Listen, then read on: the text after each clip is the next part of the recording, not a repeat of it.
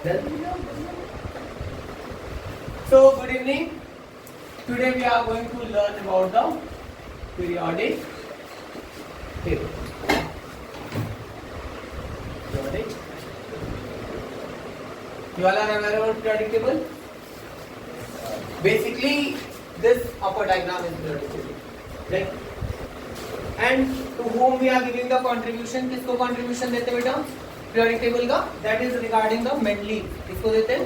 Mendeleev. Mendeleev scientist ने periodic table को क्या किया था? बाइफरकेट कॉलम और रोज के अकॉर्डिंग उसको बनाया था. बनाने के बाद स्पेशलिटी ये थी कि पीरियोडिक टेबल में कौन कौन से एलिमेंट रखे जाएंगे, कहाँ रखे जाएंगे, ये इन्होंने डिसाइड किया. और डिसाइड किस बेसिस पे किया? एटॉमिक मास पे. किस पे किया? Atomic mass. और दूसरी कंडीशन ये थी कि कुछ सिमिलरिटी ऑफ एलिमेंट के साथ भी उन्होंने उसको प्लेस किया. यानी अगर दो एलिमेंट की प्रॉपर्टी सेम है तो वो सेम ग्रुप में आ रहे हैं. ठीक है. और सबसे स्पेशल क्वालिटी, यूनिक क्वालिटी क्या थी? That the periodic table was completely introduced on the basis of what? On the basis of what? That is related to the numbering. That means कि किस नंबर पे आने वाला एलिमेंट जो भविष्य में खोजा जाएगा वो कहाँ रहेगा, उसके लिए उन्होंने क्या दिया? ब्लैंक स्पेस दिया. क्या दिया? Blank space. और एग्जैक्टली वहीं पे वो एलिमेंट रखा गया. ठीक है. आज के टाइम पे पीरियोडिक टेबल की इंपॉर्टेंस क्या है? Why we are considering the periodic table as a part? क्योंकि पीरियोडिक टेबल के बेसिस पे ही हम एलिमेंट को आइडेंटिफाई करते हैं. That means if we are identifying the element that is related to the property of the element and properties are introduced on the basis of their characters and atomic numbers. अब यहाँ पे बात ये आती है कि अगर मेंडलीव ने एटॉमिक मास को प्रायोरिटी दी तो एटॉमिक नंबर का कॉन्सेप्ट क्यों आया? रीजन बिहाइंड दिस इज कि एटॉमिक मास हर एलिमेंट का क्या होता है? फ्लक्चुएटेड होता है. फ्लक्चुएटेड होता है. और उस कंडीशन पे क्या होता है कि कहीं कहीं पे सिमिलरिटी भी है एटॉमिक मास में और कहीं कहीं पे वेरिएशन है. प्लस अगर हमको पता है कि पूरा एलिमेंट किस पे काम कर रहा है बेटा? इलेक्ट्रॉन बेस्ड प्रॉपर्टी पे. किस पे काम कर रहा है? Electron based property. किसके साथ? प्रोटॉन के साथ. यानी कि पॉजिटिव और नेगेटिव जो हमारे सब एटॉमिक पार्टिकल्स हैं उन्हीं के अकॉर्डिंग ये सारी प्रोसेस चल रही है. Is that clear? अब यहाँ पे एक नए साइंटिस्ट आते हैं, हेनरी मोज़ले. कौन आते हैं? हेनरी मोज़ले. हेनरी मोज़ले ने पीरियोडिक टेबल को क्लासिफाई किया किसके अकॉर्डिंग बेटा? एटॉमिक नंबर के अकॉर्डिंग. किसके अकॉर्डिंग? Atomic number. इन्होंने कहा कि मेंडलीव के पीरियोडिक टेबल में, मॉडर्न पीरियोडिक टेबल में जो कुछ भी चीजें यहाँ पे डिस्प्ले की गई हैं ये सब ठीक है, बट हमें जो मेन प्रॉपर एजेंडा है वो क्या है? एटॉमिक नंबर के बेसिस पे आगे बढ़ना है. क्योंकि एटॉमिक नंबर सबका इंडिविजुअल आइडेंटिटी होगा. यानी हर एलिमेंट का अपना एटॉमिक नंबर होगा और उसी के अकॉर्डिंग प्रॉपर्टीज गवर्न की जाएंगी. रीजन क्या है? क्योंकि जो सेकंड ऑब्जेक्टिव था मेंडलीव का वो था बेटा सिमिलर प्रॉपर्टीज का. क्या था? Similar property. और सिमिलर प्रॉपर्टीज में जो सिमिलरिटी थी वो किसकी वजह से थी? बाय द एक्शन ऑफ सब एटॉमिक पार्टिकल. सब एटॉमिक पार्टिकल्स. और सब एटॉमिक पार्टिकल कौन कौन से? Electron, proton and neutron. तो इसलिए बाद में हेनरी मोज़ले ने इसको किस पे कर दिया? एटॉमिक नंबर पे. और contribution father of modern periodic table किसको दिया गया? मेंडलीव को. That is Dmitry Mendeleev. किसको दिया गया? Dmitry Mendeleev. यहाँ तक क्लियर है? अब दूसरी चीज सबसे इंपॉर्टेंट क्या है कि इसमें पीरियोडिक टेबल में ऐसा क्या है कि हमें इसको सेग्रीगेट करके पढ़ना है, इसे स्पेशलाइज करके पढ़ना है. Why we are learning this in a segregated way और in a specialised manner? Reason behind this is कि पीरियोडिक टेबल को 4 ब्लॉक में बांट दिया गया. पहला ब्लॉक है एस ब्लॉक, दूसरा है पी ब्लॉक और तीसरा है बेटा बी ब्लॉक और चौथा है एफ. राइट? तो इन चारों ब्लॉकों में कुछ तो अलग होगा. Something is different in all 4 blocks. इसीलिए इनको अलग अलग रखा गया। जैसे अगर हम सबसे पहले एस ब्लॉक की बात करें, एस ब्लॉक कहां प्रेजेंट है बेटा? Very first left hand side, that is s block. कितने ग्रुप थे इसमें? Only 2 groups are there. How many groups are there? 2 group. और इन 2 ग्रुप्स में जो एलिमेंट रखे गए हैं उनमें आपका एक है अल्कली मेटल और दूसरा है alkaline earth metal.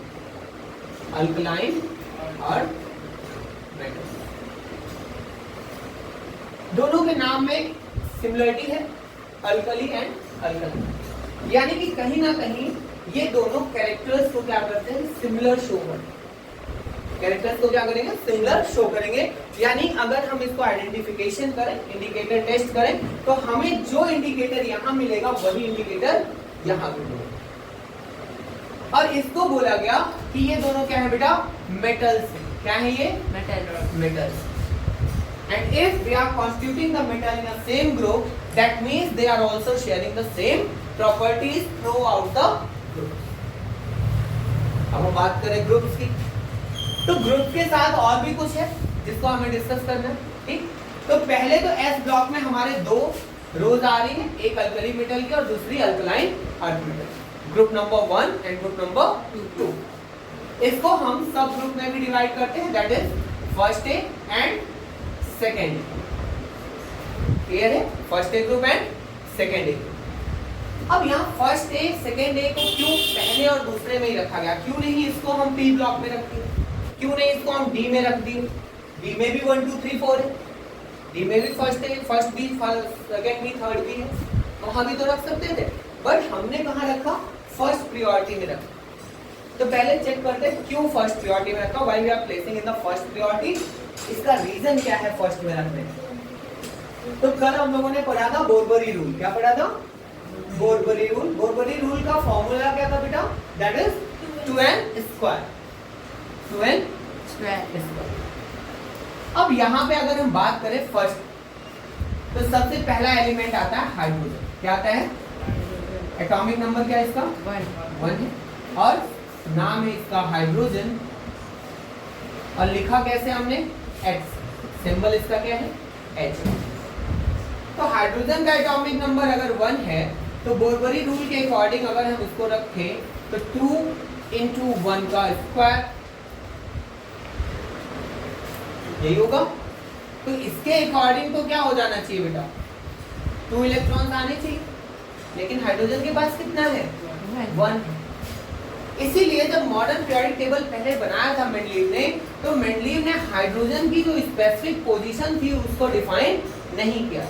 It was placed on left side as well as right side of the 7, क्योंकि ये जो रूल है ये आपका डुप्लेट रूल फॉलो कर रहा है। कौन सा रूल फॉलो कर रहा है? Duplet rule. और डुप्लेट रूल के अकॉर्डिंग आउटर सेल में, किसी भी एलिमेंट के आउटर सेल में मैक्सिमम 2 इलेक्ट्रॉन्स होने चाहिए वैलेंसी को अटेन करने के लिए। जो पूरे पीरियोडिक टेबल में सिर्फ एक एलिमेंट के पास है, दैट इज हीलियम। हीलियम का एटॉमिक नंबर क्या है? 2 है, और इसके आउटर सेल में 2 इलेक्ट्रॉन है, इसलिए ये स्टेबल है। और इसके अकॉर्डिंग अगर देखा जाए तो डुप्लेट रूल पूरा करने के लिए हाइड्रोजन को कितने इलेक्ट्रॉन चाहिए? 1 चाहिए। आई बात समझ में? तो हाइड्रोजन के पास एक इलेक्ट्रॉन की क्या है? डेफिशिएंसी है। क्या है? डेफिशिएंसी है, यानी वो एक इलेक्ट्रॉन को एक्सेप्ट कर सकता है। दूसरी चीज, हाइड्रोजन के आउटर सेल में, suppose this is the nucleus and this is the outer shell, एक इलेक्ट्रॉन अगर प्रेजेंट है तो हम इसको मान रहे हैं इसका ये एक्स्ट्रा इलेक्ट्रॉन। क्या है ये? एक्स्ट्रा इलेक्ट्रॉन है जो ये दे सकता है। देने का मतलब ये है कि वो, गुड इवनिंग बेटा, देने का मतलब ये है कि वो उस इलेक्ट्रॉन को डोनेट कर सकता है, और इसीलिए हाइड्रोजन अपने इलेक्ट्रॉन को क्या करता है? शेयर करता है। क्या करता है? शेयर करता है, और खुद को डुप्लेट बना के स्टेबल कर देता है। क्लियर है? समझ में आई बात? और क्योंकि एक इलेक्ट्रॉन प्रेजेंट है, इसलिए हम इसको किस में रख रहे हैं? फर्स्ट ए ग्रुप में रख रहे हैं, क्योंकि जो फर्स्ट ए ग्रुप है इसमें सारे एलिमेंट के आउटर सेल में कितने इलेक्ट्रॉन होंगे? 1 electron. That means it is very easy to find out the valency on the basis of group.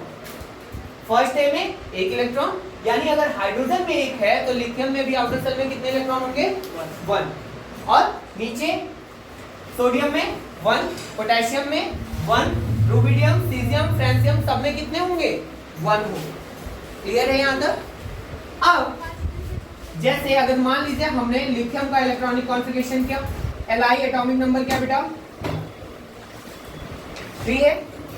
अब यहाँ पे 2, 1, दैट मींस K सेल में 2 इलेक्ट्रॉन और L सेल में 1 electron. That means it can easily donate the 1 electron to form the positive ion. आएगा समझ में? तो एक इलेक्ट्रॉन डोनेट करेगा तो डोनेटिंग प्रॉपर्टी किसके पास होती है? मेटल्स के पास। किसके पास होती है? मेटल्स के पास। और मेटल अगर डोनेट कर रहा है तो वो पॉजिटिव चार्ज होल्ड करेगा, यानी वो कैसा आयन बनाएगा? Positive ion. कैसा आयन बनाएगा? Positive ion. क्लियर? तो यहाँ पे इलेक्ट्रॉनिक कॉन्फ़िगरेशन से आउटर सेल में कितने इलेक्ट्रॉन मिले? 1 इलेक्ट्रॉन। अब इस इलेक्ट्रॉन को हम क्या बोल रहे थे बेटा? इसको बोलते हैं वैलेंस इलेक्ट्रॉन। क्या बोलते हैं? Valence electron. और यही वैलेंस इलेक्ट्रॉन मेटल के केस में क्या हो जाता है?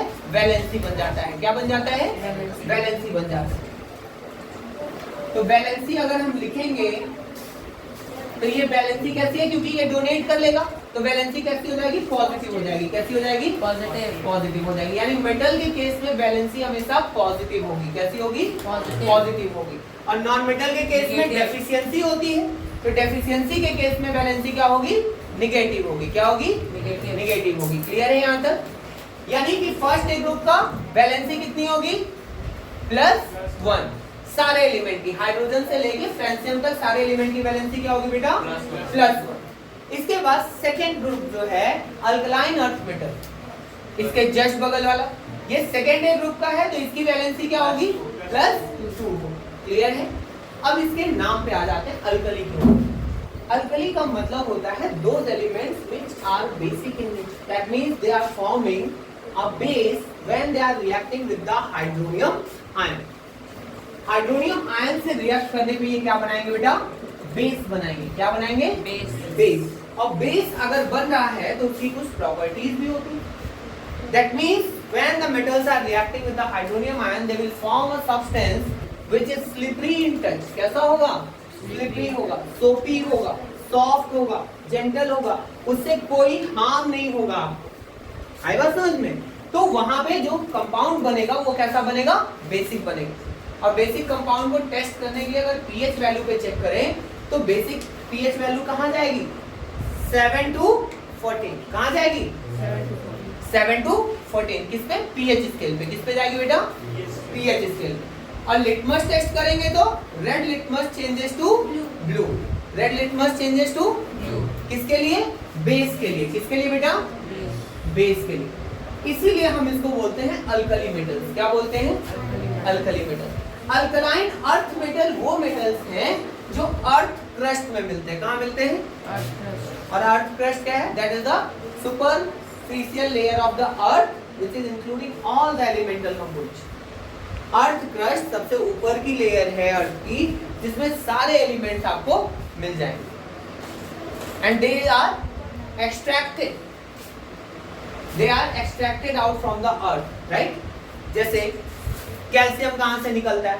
खदान होती, कैल्शियम कार्बोनेट, मार्बल्स निकालते हैं, खदान से निकालते हैं। ठीक?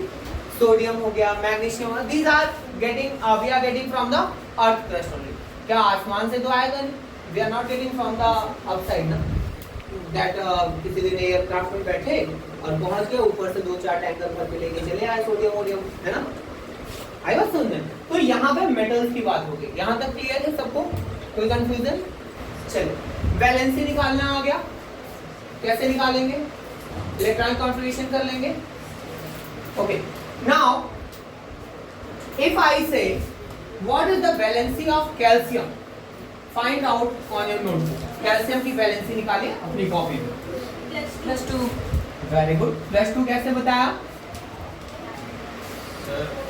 कैसे बताया +2? हाँ,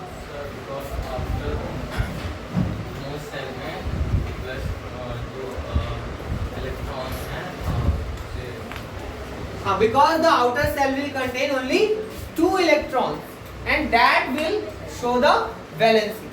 Is that clear? Next है थर्ड ए ग्रुप.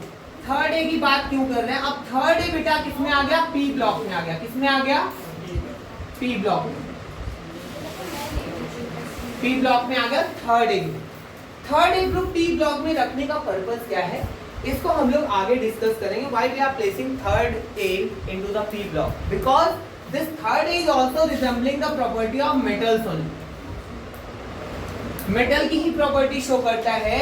और इसके आउटर सेल में कितने इलेक्ट्रॉन होंगे बेटा? प्लस 3 स्टेट में होंगे. यानी कि आउटर सेल में 3 इलेक्ट्रॉन है, यानी वो 3 इलेक्ट्रॉन को क्या करेगा? डोनेट कर सकता है. क्या कर सकता है? डोनेट करेगा. और कैसा आयन बनाएगा? पॉजिटिव आयन बनाएगा. कैसा आयन बनाएगा? पॉजिटिव आयन, यानी पॉजिटिव चार्ज होल्डर है. And that's why we are calling it also as a metal. Right? We are calling it as a metal and considering it as a metalloid. इसको हम क्या consider कर रहे हैं? Metalloid. अब ये नया टर्म आ गया, मेटलॉइड. मेटलॉइड का मतलब है metal plus non metal properties are combined together in any element, that is metalloid. Is that clear? Clear है? यानी कि थर्ड ए में अगर बोरॉन से लेके आप इंडियम तक देखें तो सारे के सारे क्या है बेटा? मेटालिक प्रॉपर्टी होल्ड करेंगे. और सबके आउटर सेल में कितने इलेक्ट्रॉन होंगे? प्लस 3 स्टेट, यानी कि 3 इलेक्ट्रॉन ज्यादा होंगे. क्लियर है यहां तक? बेसिकली पी ब्लॉक को क्लासिफाई करते हैं हम किसके लिए? नॉन मेटल के लिए. किसके लिए करते हैं बेटा? Non metal. और नॉन मेटल की प्रॉपर्टी क्या है? They accept the electron. अब अगर कोई इलेक्ट्रॉन एक्सेप्ट कर रहा है, कोई चीज आपसे ले रहा है, तो उसके ऊपर चार्ज कैसा होना चाहिए? नेगेटिव होना चाहिए. क्यों? क्योंकि अगर आप किसी से कोई चीज ले रहे हो तो आप क्या हो गए? बोरोवर हो गए ना, ऋणी हो गए. तो ऋणी का मतलब ऋण मतलब minus, and minus is the charge which we are placing on the ions which is formed by the non-metals. That clear? अब यहाँ पे टर्म आता है इलेक्ट्रोनेगेटिव. इलेक्ट्रोनेगेटिव.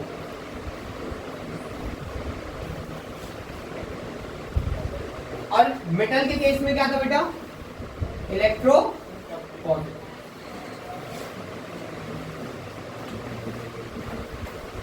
इलेक्ट्रो पॉजिटिव वो थे जो एलिमेंट्स में जो एलिमेंट्स अपने इलेक्ट्रॉन को डोनेट कर रहे हैं, और इलेक्ट्रोनेगेटिव वो है जो एक्सेप्ट कर रहे हैं. तो अगर मैं पूछूं कि इस पीरियोडिक टेबल में सबसे ज्यादा इलेक्ट्रोपॉजिटिव एलिमेंट कौन है? फ्रांशियम. क्यों? Very good. क्योंकि वो इलेक्ट्रॉन को इजीली लूज कर दे. इजीली लूज करने का मतलब क्या है? जैसे मान लो कि सबके पास एक रुपया ज्यादा है. Everyone has 1 rupee coin which is equal in everyone. अब किसी के पास 1 ही रुपए है, और किसी के पास 4 रुपए है, किसी के पास 5 रुपए है, किसी के पास 7 रुपए है. तो आसानी से कौन देगा? 1 रुपए वाला देगा क्या? नहीं देगा. कौन दे सकता है? 7, 8, 9 वाला दे देगा, क्योंकि उसको बहुत ज्यादा फर्क नहीं पड़ेगा. तो जब हम पीरियोडिक टेबल में देखते हैं टॉप टू बॉटम, तो जब हम टॉप टू बॉटम चलते हैं तो एटॉमिक नंबर तो बढ़ेगा ही, साथ ही साथ एटॉमिक रेडियस भी बढ़ेगा. यानी नंबर ऑफ सेल्स इंक्रीज होंगी. और जब नंबर ऑफ सेल्स इंक्रीज होंगी तो इलेक्ट्रॉन की प्रोटॉन से दूरी क्या हो जाएगी? ज्यादा हो जाएगी, इंक्रीज हो जाएगी. तो वो इलेक्ट्रॉन को इजिली लूज कर देगा. इसलिए सबसे ज्यादा इलेक्ट्रोपॉजिटिव फ्रेंशियम होता है. और सबसे कम कौन सा होगा बेटा? Obviously hydrogen. हाइड्रोजन क्योंकि उसके पास एक ही है, तो वो देता नहीं, वो शेयर करता है. यूज्ड टू से कि जब तक है हम साथ में हैं, नहीं तो कोई बात नहीं, फिर वो अपना इलेक्ट्रॉन लेके चला जाएगा. बात समझ में आई? क्लियर है? कोई कंफ्यूजन? अगर मैं यही चीज पी ब्लॉक में पूछूं कि सबसे ज्यादा इलेक्ट्रोनेगेटिव कौन सा है? फ्लोरीन. फ्लोरीन. क्यों? हाँ, क्योंकि उसकी साइज क्या है? छोटी है, तो वो इलेक्ट्रॉन को जल्दी एक्सेप्ट कर लेगा. यानी एटॉमिक रेडियस उसका क्या है? छोटा है, स्मॉल है. क्योंकि top to bottom atomic radius बढ़ रहा है, तो जब बॉटम टू टॉप जाएंगे तो एटॉमिक रेडियस घटेगा. एटॉमिक रेडियस घटेगा तो किसी के इतने पास 1 रुपए रख दो तो वो जल्दी पाएगा, या इतनी डिस्टेंस पे रख दे तो जल्दी पाएगा. तो पास वाली डिस्टेंस वाला जल्दी एक्सेप्ट करेगा ना, so that's why that is most electronegative. Is that clear? समझ में आई बात? कोई कंफ्यूजन यहाँ तक? समझ गए? अब यहाँ पे मेटल नॉन मेटल के साथ क्या होता है बेटा, रिएक्शन मॉड्यूल जो बनते हैं, जैसे नॉन मेटल के केस में आपने देखा हाइड्रोनियम आयन के साथ रिएक्ट करता है तो क्या बनाता है, बेस बनाता है, बेसिक। अब अगर नॉन मेटल रिएक्ट करेगा हाइड्रोनियम के साथ तो क्या बनाएगा, it will form acid. Acid का क्या मतलब है, व्हाट इज एसिड? एसिड का मतलब है H प्लस आयन। क्या है? H plus ion. यानी अगर किसी भी एलिमेंट के साथ H प्लस आयन अटैच हो जाए तो वो क्या बन जाता है, एसिडिक हो जाता है। क्या हो जाता है, एसिडिक। और जिसमें जितना ज्यादा H प्लस आयन होगा वो उतना ही ज्यादा एसिडिक होगा। Is that clear? समझ में आई बात? क्लियर है? तो अगर हम एसिड की बात करें, जैसे हमने लिखा HCl, तो ये क्या है, हाइड्रोजन क्लोराइड। अगर हम इसको रेड्यूस करें, तोड़े इसे, तो ये H प्लस आयन और प्लस Cl नेगेटिव आयन में टूटेगा। तो रिलीज क्या कर रहे हैं, H प्लस रिलीज कर रहे हैं। That mean we can say if any compound is releasing H plus ion in its aqueous state, that is known as acid. That is known as acid. And if any element compound is releasing OH negative ion, then that is base. That is base. यहाँ तक clear है? कोई confusion? जैसे base का example sodium hydroxide NaOH। अगर इसको break करें तो Na positive plus OH negative मिलेगा कि नहीं मिलेगा? क्लियर है? कोई कंफ्यूजन? कैल्शियम का बेसिक मॉलिक्यूलर फॉर्मूला क्या होगा बेटा? CaOH का whole. Is that clear? Magnesium का MgOH का होल ट्वाइस। पोटेशियम का क्या होगा? KOH। इसमें होल ट्वाइस क्यों नहीं लगा है? वेरी गुड, क्योंकि इसके पास वैलेंसी कितनी है, 1 है। कितनी है? 1। समझ में आई बात? क्लियर है? अगर मैं बोलूं H2SO4 तो इसमें कितने आयन हैं? H2SO4 इसे डिसोसिएट करें तो कितने आयन में टूटेगा? 2 आयन्स में, that is H plus SO4 di negative. SO4 di negative. यहां तक क्लियर है? कोई confusion? Aradhya, Shashank, any doubt? Okay, चलिए आगे बढ़ते। एसिड बेस क्लियर हो गया, 2 ब्लॉक क्लियर हुए, ठीक है। प्रॉपर्टीज समझ में आई। अब हमने तो बात सारी कर ली, यहाँ पे प्रॉपर्टीज डिस्कस कर लिया। एक तरफ और नंबरिंग दिख रही है पीरियोडिक टेबल में, जो लेफ्ट हैंड साइड में है, नंबर 1 to 7। 1 to 7 कितने नंबर्स हैं? 1 to 7। और ऊपर की तरफ कितने नंबर है बेटा? 1 to 18। 1 to 18। अगर मैं कहूं कि ग्रुप हमारे पीरियोडिक टेबल में टोटल कितने हैं, तो दैट इज ग्रुप 18 है और पीरियड्स 7। क्यों 18 है और क्यों 7? Do we think that in future we are not going to find out any element after that? क्या ऐसा होगा कि भविष्य में कोई और दूसरा एलिमेंट ही नहीं मिलेगा? मिलना तो चाहिए। अब मिलेगा तो कहां रखेंगे? फिर पीरियोडिक टेबल चेंज होगा कि नहीं होगा? But we are not doing that ना। ऐसा है, हम लोग खोज तो रहे नहीं, लेकिन कोई तो खोज रहा होगा। कौन खोज रहा होगा? साइंटिस्ट खोज रहे होंगे। साइंटिस्ट खोजते हैं तो किसके पास जाते हैं खोजने के बाद? Very good, that is a union, IUPAC, that is international national union of pure and applied chemistry.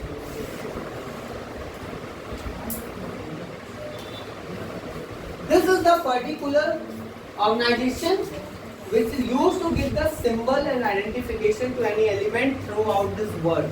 पूरे विश्व में अगर एलिमेंट को किसी नाम से जाना जाएगा या समझा जाएगा तो उसकी डिसीजन मेकिंग कौन करता है? IUPAC करता है। कौन करता है? IUPAC करता है। Is that clear? अब IUPAC अगर नॉमेनक्लेचर कर रहा है तो इसका मतलब उसके कुछ रूल्स और गाइडलाइंस होंगे। अब पीरियोडिक टेबल में एज्यूम करो अगर नाम रखा जाता, सारे एलिमेंट के नाम रखे जाते, सिंबल्स ना होते तो पीरियोडिक टेबल थोड़ा सा और बढ़ता कि नहीं बढ़ता?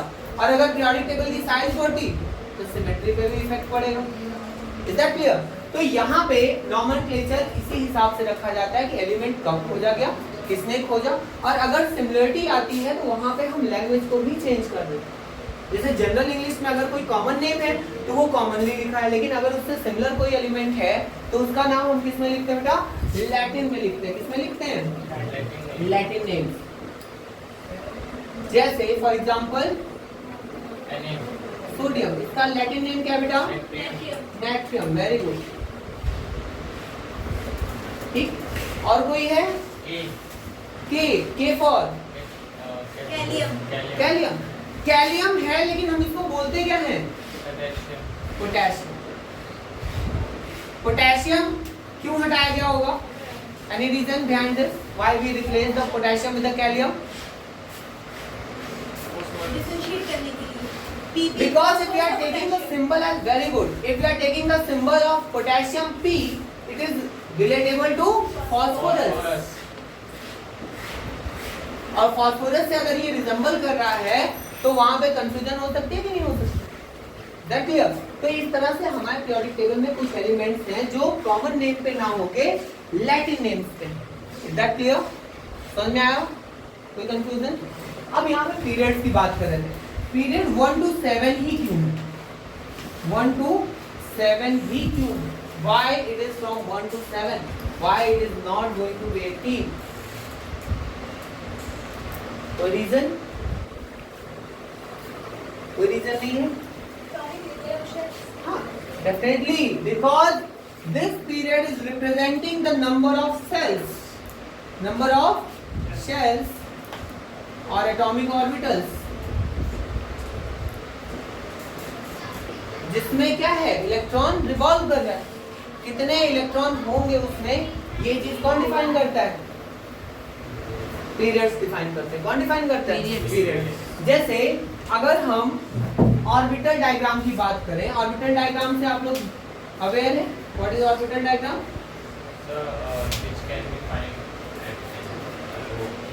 When we are representing the configuration, electronic configuration with the orbitals.